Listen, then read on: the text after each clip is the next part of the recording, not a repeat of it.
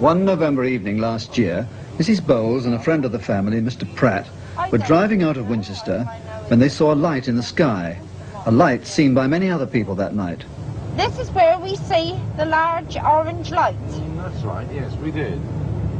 Yes, on their left. On the left here. Yes. And then it disappeared, and I am coming up to it now. It appeared again here. But right. It started hovering down below the back of these trees and the hedges here. We came on down the road for another quarter of a mile, maybe a bit more. We turned sharp left to come into Chilcombe Lane.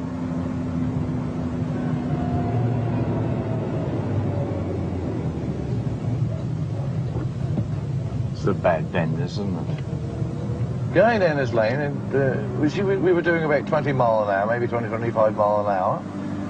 Done about 70 yards down, all of a sudden this car suddenly went crazy. It just leapt off the road to the right, and the engine started to rev. We hit the grass verge, which is a very wide grass verge, about 15 yards wide, and we were heading towards a high hedge. So I grabbed the steering wheel as Mrs. Bowles was fighting with it, and suddenly the car straightened itself. We came down the grass verge for about 10 to 15 yards, and we came to a stop. And it was though we'd hit an invisible barrier, which it gave, because it didn't throw me forward into the seat, but it gave and then brought us back to our normal stopping position. That was when we see... Well, then sorry, yes? That was when we see, what I shall say, a cigar-shaped object hovering in front of us. Inside were three figures. Yes, they had like a cockpit in the cabin was in the front of the cigar-shaped thing, and was lit up, but not glowingly lit up. It was a very easy light to look at. It was hovering. It had either steam or vapor coming out like gas jets. Then I see one of these figures get out of this thing, this object, and it started walking across towards me. Yes, it was. Now, as it was walking across towards me, I heard a whistle. Which I didn't hear. So it's like a whistling kettle starting to whistle. Now, he had on like a boiler suit, but it was with a polar neck collar. He had a seam down on his right-hand side. As he walked across, he come to my window. He put his arm on the roof of my car and looked in. Now, he was a tall man, roughly 6'1", 6'2". He had pink eyes, which were very piercing.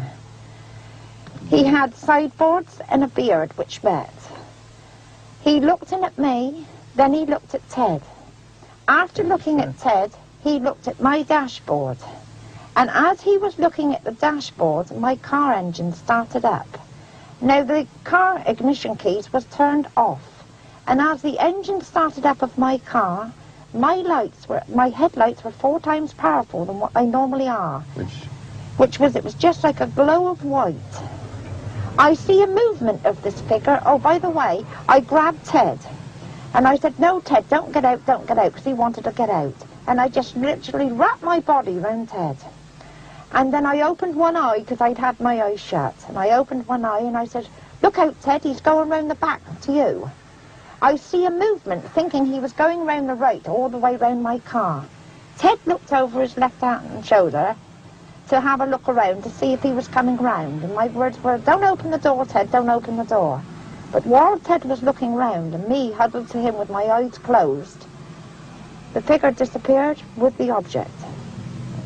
After it gone, after a few seconds, which seemed hours to us, Ted said, well, let's go. Oh, he asked me if he could drive, and I said, not likely. It only meant because it meant me getting out of my car. I put it in first and started off, but we could not move.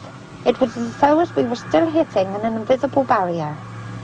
Well, I put her back in neutral and waited for a few seconds, and then I started off again. And we went off perfectly normal in the car.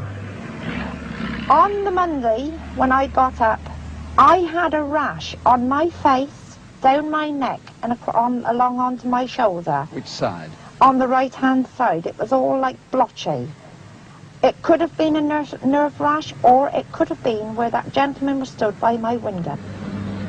Incidentally, since this happening, I have had a telephone call from a person from London telling me on no account am I to say anything to anyone about this, what we've seen, because I should be having a government official come round to see me. And after all, this is England and this is a free country, and I will speak and say what I want, which is the truth.